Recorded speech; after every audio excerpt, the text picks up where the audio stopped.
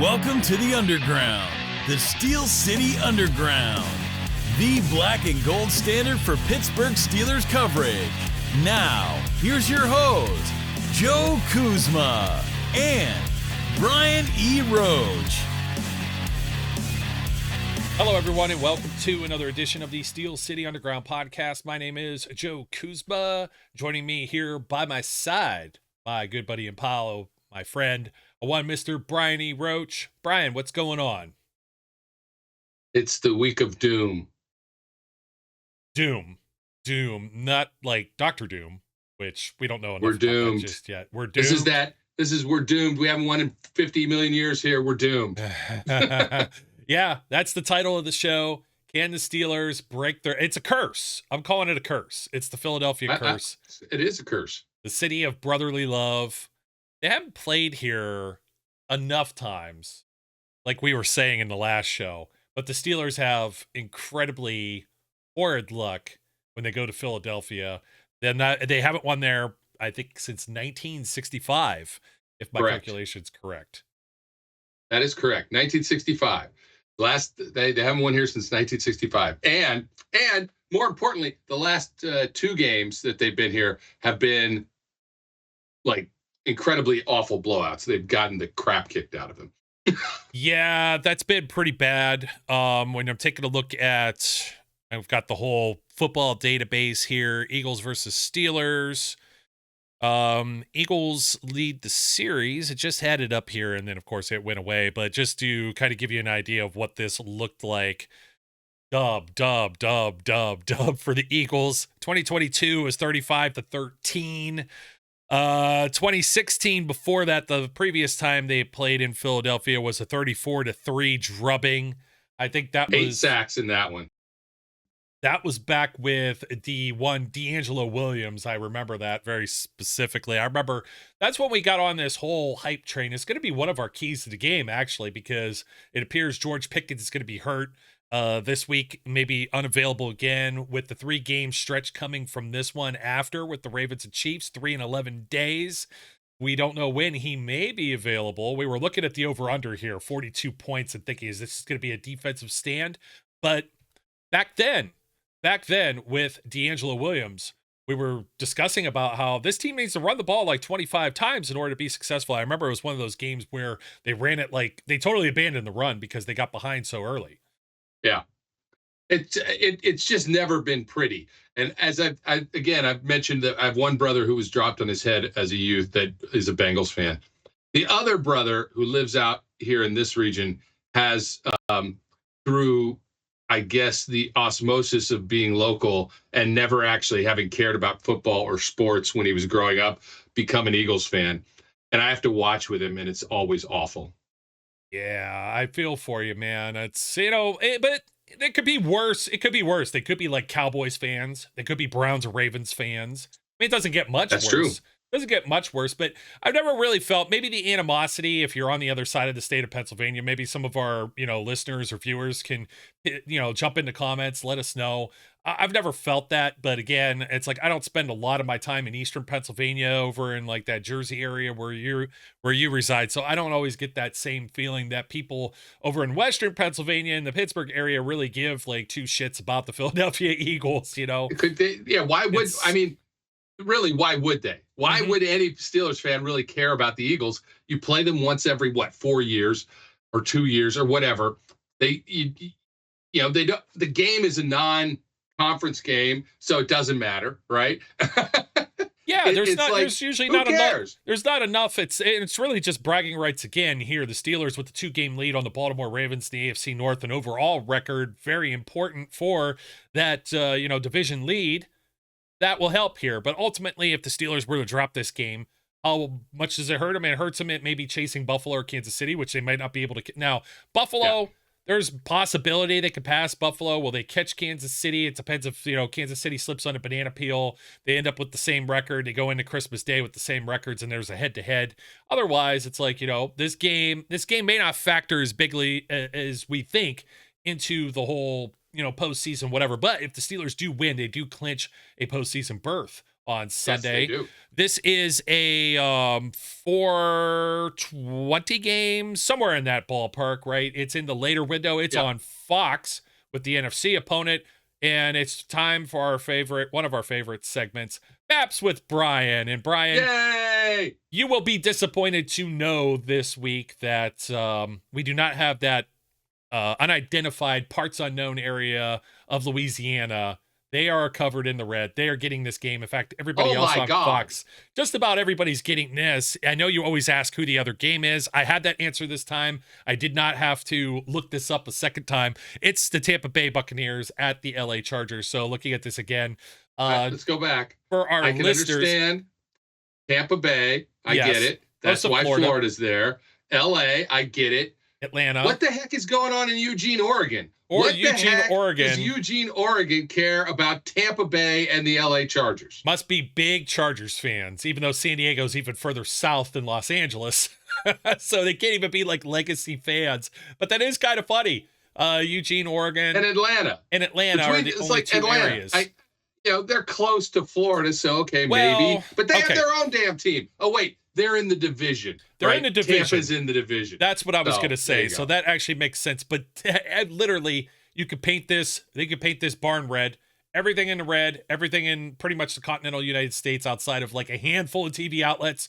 Turn on your tube. Put up the rabbit ears on, or pull up the NFL app. Whatever it takes. Fox. It's in the 4 o'clock window for whatever, 4:20, 4:25. I don't think it's the 4:05 because does that mean we have to listen to Tom Brady? It's the game of the week. Hold on, I was getting to that. So just so you're aware, I know I feel somewhat unprepared, but it's like the internet stuff is not loading for the weekly release, but I do believe this is the Tom Brady game for this week. So that's who you end up getting. It is the 4:25 Eastern game. And I believe Tom ends up being the flagship guy. Yeah, don't you sound like you sound and look like my cat when he's self-grooming a little too much. Well, you can just tell by looking at me, I don't self-groom.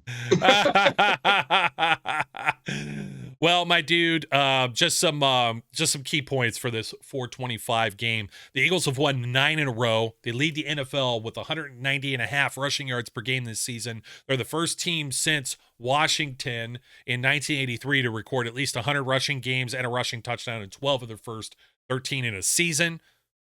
The Steelers have won 10 games for the 11th time under head coach Mike Tomlin. So that's since 2007. They rank 4th in rushing defense, allowing only 91.5 rushing yards per game. This is whose will is going to break, right? So who bends, who breaks, and Philadelphia has already clinched their playoffs last week, and they're on their way. It's their longest winning streak since securing 5 straight playoff appearances back in 2000 to 2004 period back under Andy Reid. So since his first start of the season in week 7, Russell Wilson 6-1. He has 13 touchdowns, 12 passing, 1 rushing, a 103.9 passer rating. He has 121 regular season wins since entering the NFL back in 2012. That's the 5th most by a quarterback in his first 13 seasons in NFL history. So he only trails Peyton Manning, Brett Favre, Tom Brady, and Big Ben Roethlisberger. How about that, man? So that's a pretty cool tidbit on this one, too. Also, this one's not off the stat sheet, but I heard it somewhere else. Since Russell Wilson took over the Pittsburgh Steelers offense, 28.5 points per game average. Now, it's skewed a little bit by that 44 that they got also, but against the Bengals 2 weeks ago. But they're coasting, right? I'm trying to see if there's anything else here. Of course, Saquon Barkley leads the NFL. 1,623 rushing yards. He has 1,890, almost 1,900 scrimmage yards total. That means also in the pass game, folks. So he could become the 4th player in the past 25 seasons with 1,700 rushing yards in his first 14 games of a season. That'd be joining Chris Johnson back in 2009, Jamal Lewis in 2003, Adrian Peterson in 2012. Barkley also just broke, I think, an Eagles record held by single game record. Yeah. Shady McCoy. LaShawn McCoy.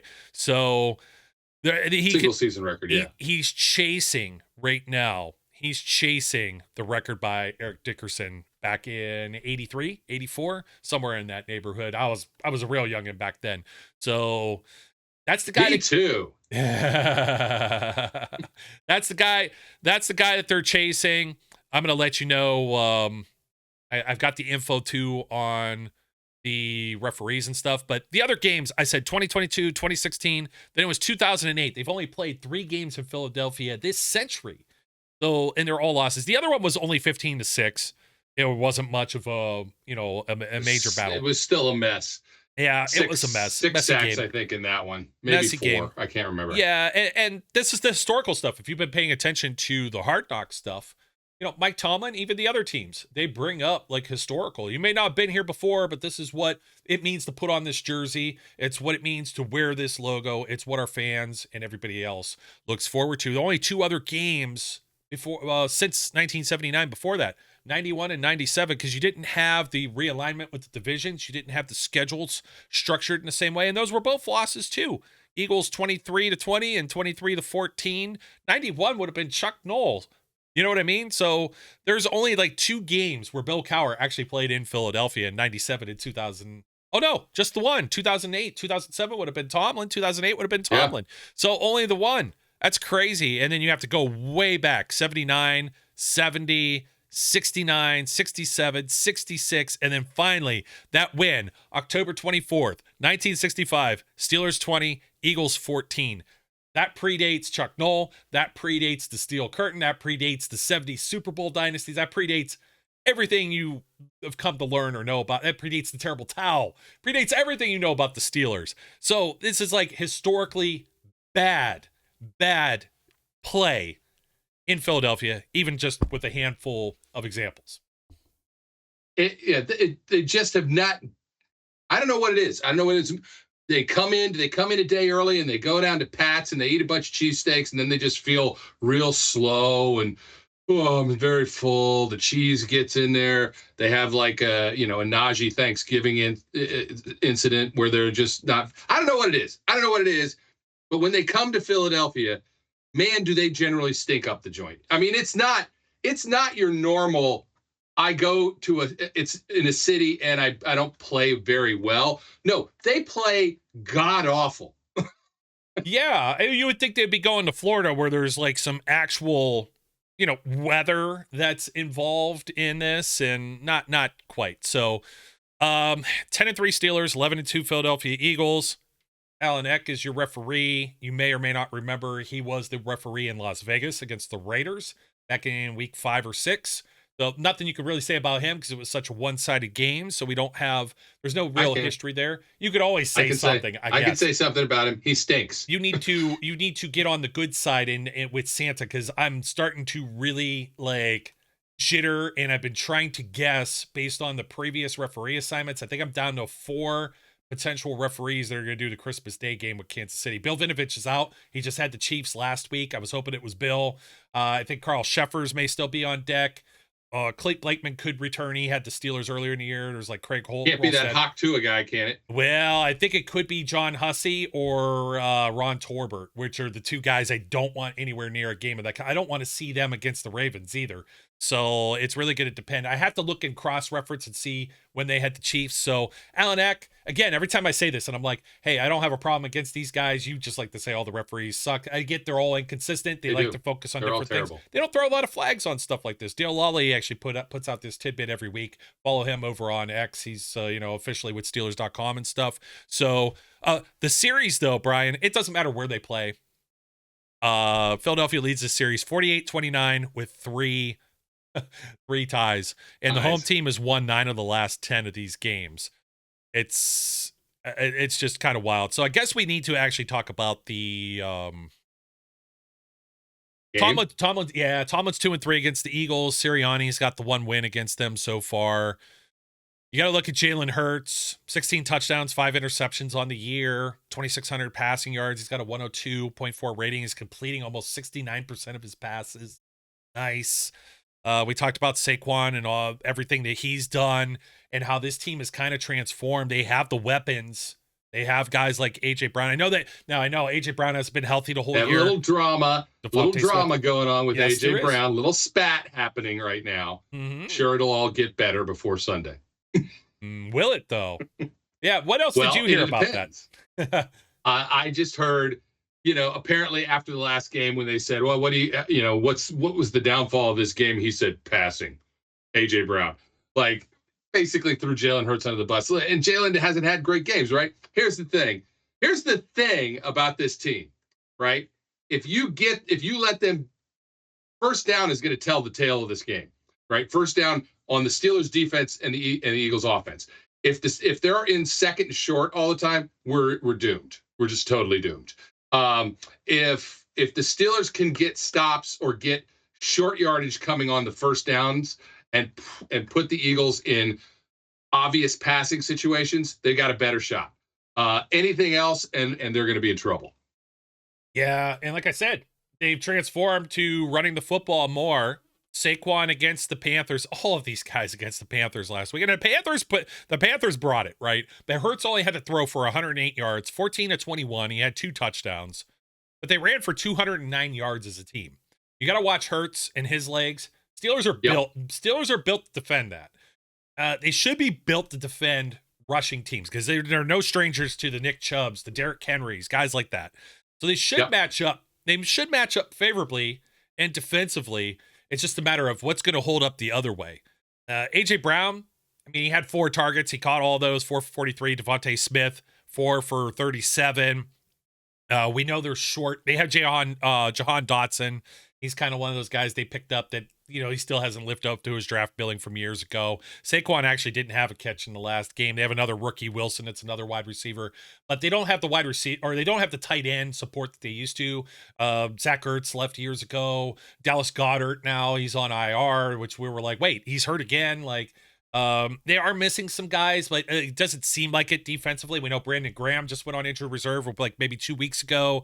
Might be a little bit like everybody's licking their wounds this time of the year. It's December football, right?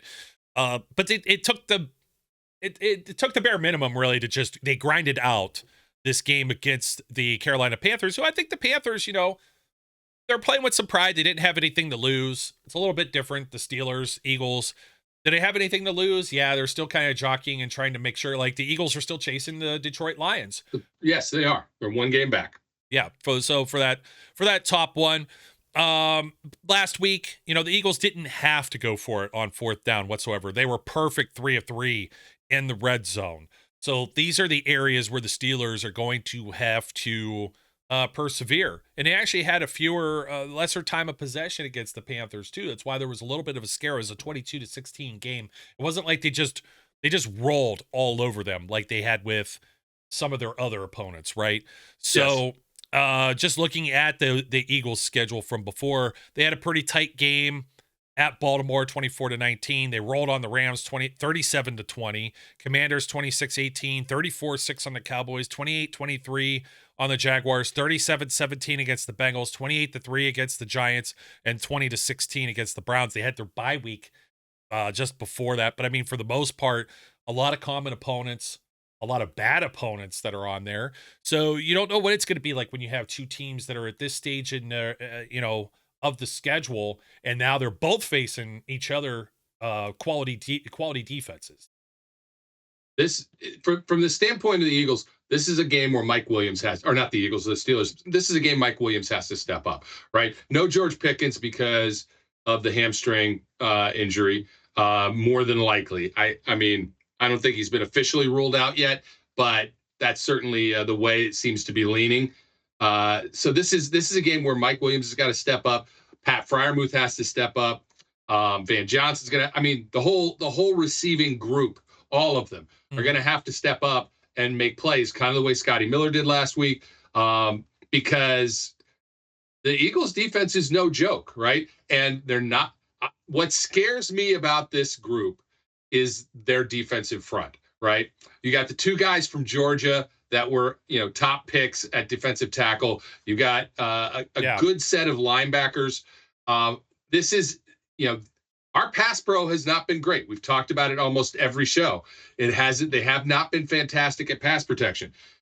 This is a game where the Steelers are going to need to run. If they can run the ball so that they can, back off that defensive front, they'll be better off. If they get behind and they have to throw, it's going to be tough. It's going to be real tough sledding because they're not. I just don't see them having a ton of time in this situation. Yeah, there's been, let me see, Hurts has been sacked 35 times total. You may remember his backup, Kenny Pickett, who got to see a little bit of time in one of these Never games. heard of that guy. Never heard of that guy. He's a bum. Who is that bum? So the Steelers, I was trying to see overall how many sacks that the Eagles had. Their leader is Josh Sweat with 7 overall. Milton Williams, defensive tackle, who's kind of in this rotation with Brandon Graham now being on the shelf. He has 5. And then Jalen Carter is one of the 2 Georgia guys you were talking about, along with Jordan Davis. He's got 4.5. Nolan Smith, an outside linebacker, with 4.5. Zach Bond with 3.5. Another linebacker, of course, Graham is on the shelf. Nakobe Dean, another guy that fell to them in the draft. Like we were talking about this the other day without the preview of this. It's like we dislike the drafts that these guys had because when you look at their depth chart, you look at their they're kind of in the same category of a 3-4, right? So you got Josh Sweat and Nolan Smith as your bookmarks is like the same as a TJ Watt or Alex Highsmith. And then the other 3 guys, you've got Milton Williams, Jalen Carter, Jordan Davis. It's just there's a lot. And they still, they got some reserve guys that are pretty solid too. Nakobe Dean and Zach Bond are your linebackers. You mentioned they're very strong. You've got Quinyon Mitchell, rookie, opposite Darius Slay, an ageless veteran. Keely Ringo's in that rotation too. You've got Cooper DeJean.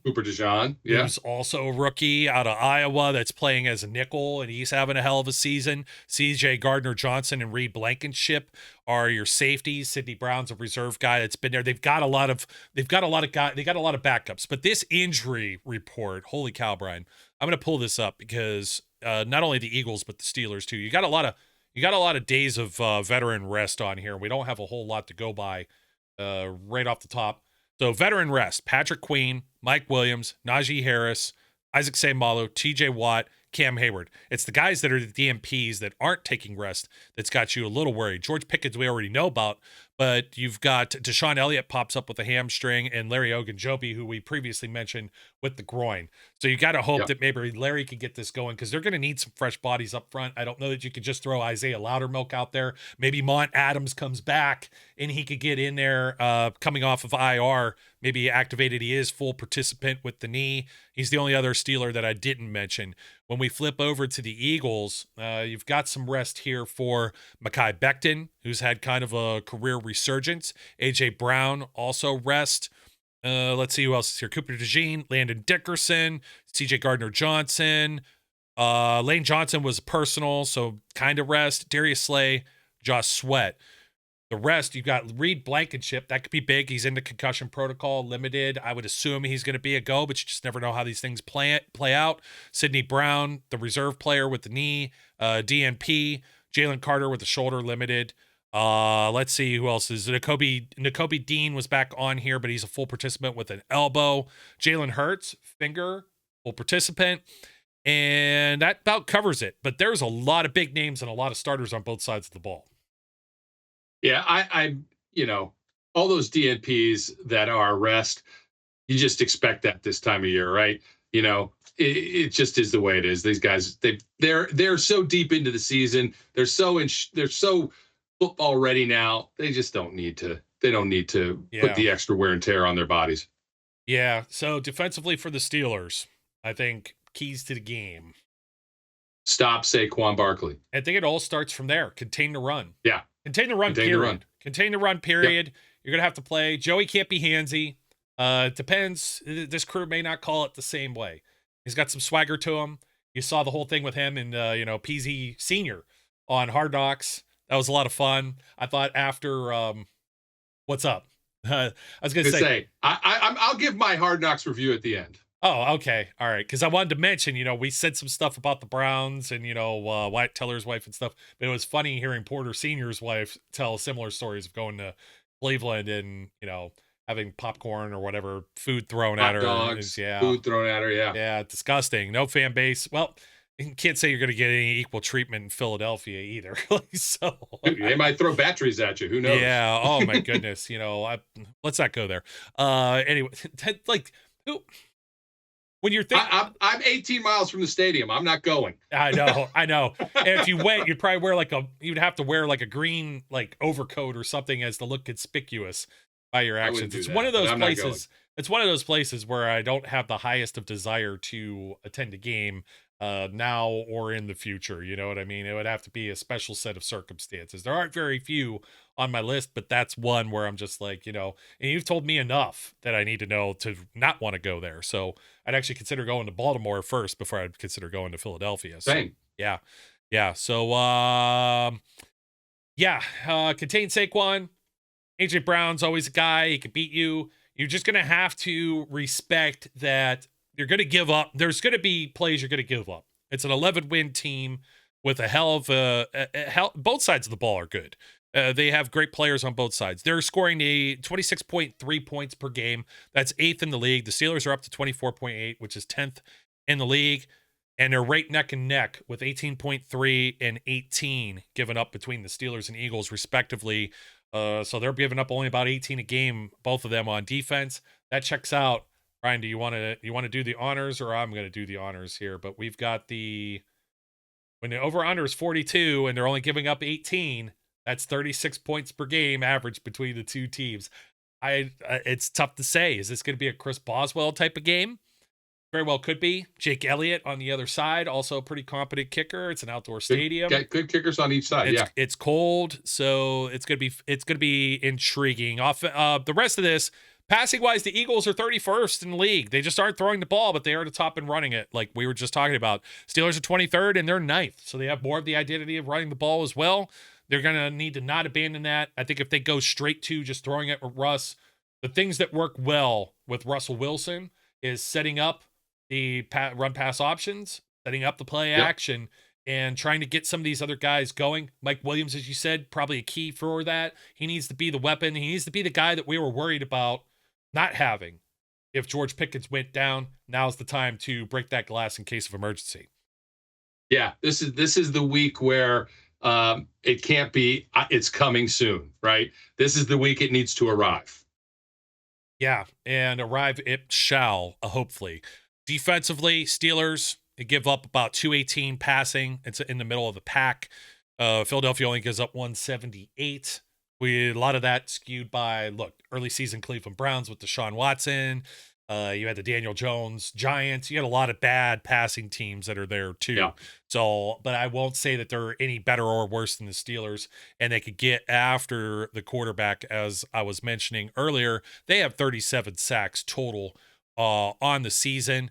Whereas, the Pittsburgh Steelers, I think they're starting to get right there. If you could get TJ Watt and Cam Hayward, and I think you got to send some blitzes, though. You've got to do some confusion. You've got to do something other than just the guys that are regularly up front, particularly if Larry Ogunjobi is hurt. Now, you do have Keanu Benton, and I believe that Keanu Benton, he's a dude, he's a player. Steelers have 32 sacks on the season, so it kind of puts those in perspective. The rules that they put in place for Lamar are the rules they need to put in place for Jalen Hurts. Look, Lamar is a more athletic, better runner than Jalen Hurts is, but he can hurt you just the same. So the way that they play against Lamar is what they need to be doing against Jalen Hurts. Yeah. The difference is, here's the thing. Henry, right? He's a power runner. It doesn't mean he doesn't have speed, but he's a power runner, right? Saquon is not that kind of runner. Saquon is a different kind of runner, right? And he can get the corner on you. He's quicker through the lanes. He's a speedy guy. So it's a different kind of feel for them. They can't let him get outside. It'll be all kinds of trouble if they do. Yeah, and that's going to be interesting because we talk about the bookends. We saw some of the some schemes with all three on the field with TJ Watt, Alex Highsmith, and Nick Herbig trying to get a little bit more of a pass rush. We've seen Patrick Queen fly in the middle. They're going to have to keep an eye on Hurts, but you look at those Eagles tackles on the offensive line, Jordan Mailata, Lane Johnson, who's just the ageless, dare I say, future. You got to be a future Hall of Famer for sure. Probably. I would think he's got to be in that conversation. Your interior guys are Cam Jurgens in the center, Landon Dickerson, Remember, everybody, draft Landon Dickerson. Well, you saw the other Kelsey brother retire, and they didn't slide him over to center. Gee, shocker. Remember when we were saying that? All the people were like, oh, they were so wrong. Now, Creed Humphrey, you can give me as many arguments as you want for that. It's nice to have Pat Freiermuth. I think he'll be an X factor in this game, or has to be as well. You just can't let these tight ends, especially when they don't have Goddard, don't let them eat. Don't let them do anything middle of the field. You're going to have to keep your eye on A.J. Brown. You're going to have to keep your eye on Devontae Smith. Don't let the tight ends necessarily chip you. You're going to have to just make sure, like you said, you don't get these toss sweeps. I mean, we're not even mentioning Kenneth Gainwell. Kenneth Gainwell is another guy besides Hurts that's a change of pace back. He's a little smaller, a little more shifty. Another guy that you got to keep your eye on. This is a really good football team. There's nothing that I could go out. No question. Yeah, there's nothing I could go out on a limb and say, well, the Steelers should feel good about this. This is a gimme. This is a win. This is, if they go and get blown out in this game, I think you reevaluate if the Steelers are a contender or not. If they come out of this and it's really close and it's a loss, then you're like, well, I don't know. Like they might have a little bit of tough sledding against the Ravens and the Chiefs coming up. You might be questioning if they come out of this and they win by 2 scores, all of a sudden you're starting to get the banners printed. You know what I mean? Like you have a lot more confidence. Depends on how it goes, right? If they, let's say they get the final score is like 44-20, right? And you're like, oh my God, we got whooped. But it's a bunch of garbage time points at the end. If it's a close game, if they're competing, and then just a couple things go wrong, that's all. Either way, that this game could turn that way, right? It could go from a very tight contest to a very one-sided contest on just a few key mistakes, right? Ball security, as always, is going to be a huge thing. Yes. Steelers need to get turnovers; they can't give turnovers. They're going to have to be physical in this game because the Eagles are an extremely physical team, and they're going to have to man up and be just as physical as the Eagles are. There's going to be a lot of who wants it more. There's going to be a lot of, who's going to win the line of scrimmage on both sides of the ball. And it's a lot of that's going to play into how this game ends up going. Well, Najee Harris, a key here. He's the only player in the AFC with 50-plus scrimmage yards in 13 games this season. Looking for a third in a row with a rushing touchdown. He needs 123 yards to become the 4th player since 2001, since Adrian Peterson over a span of 2007 to 2010 with 1,000-plus rushing yards and 5-plus rushing TDs in each of his first 4 seasons in the National Football League. Najee needs to come out and have a 3.5 to 4 carry average at least for this offense to hum.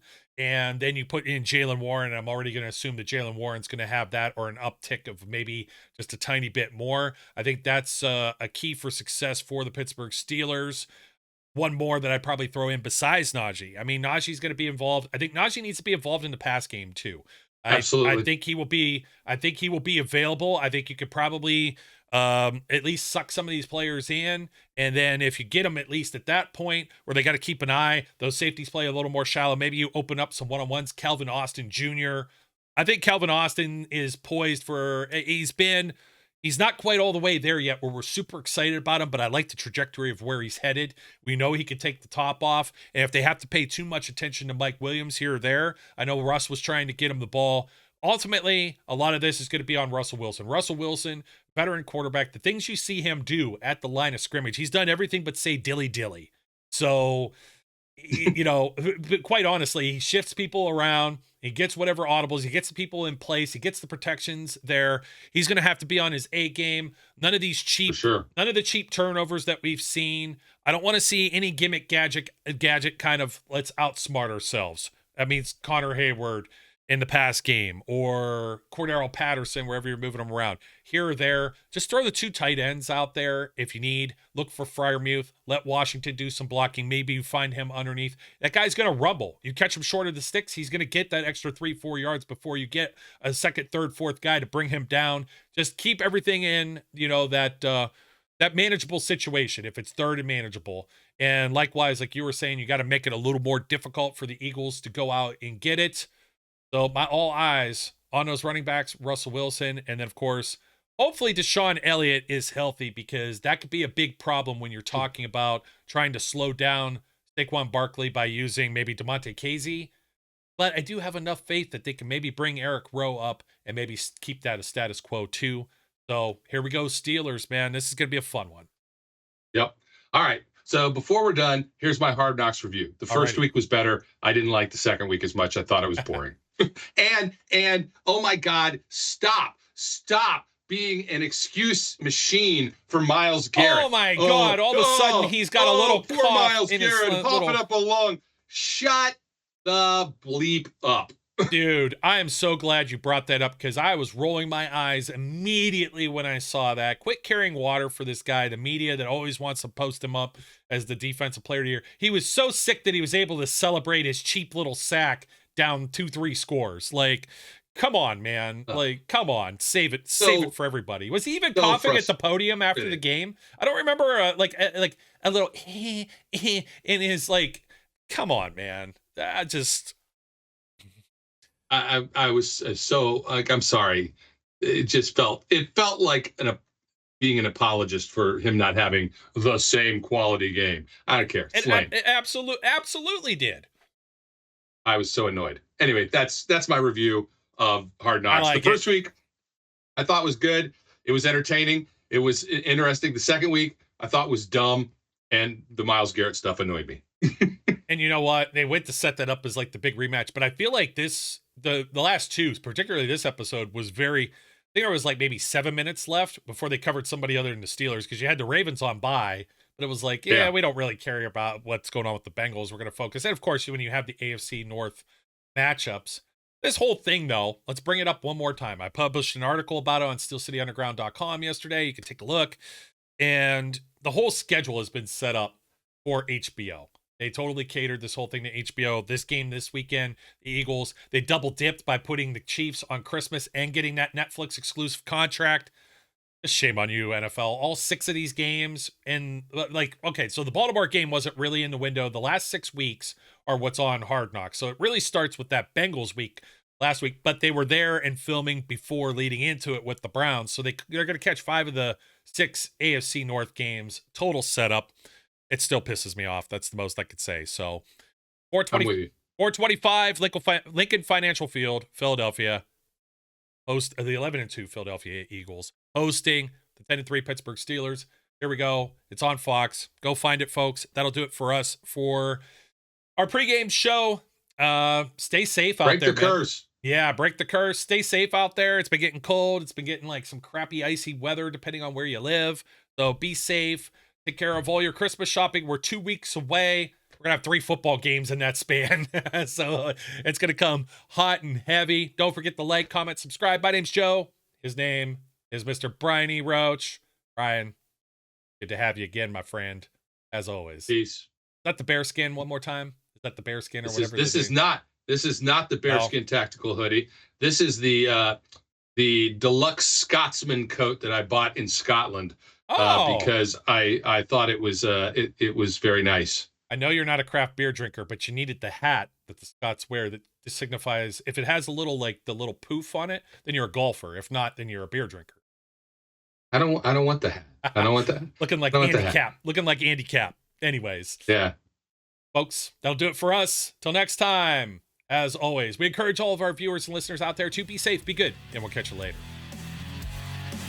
We would like to thank you for listening and remind our listeners to follow us on social media and our website, www.steelcityunderground.com.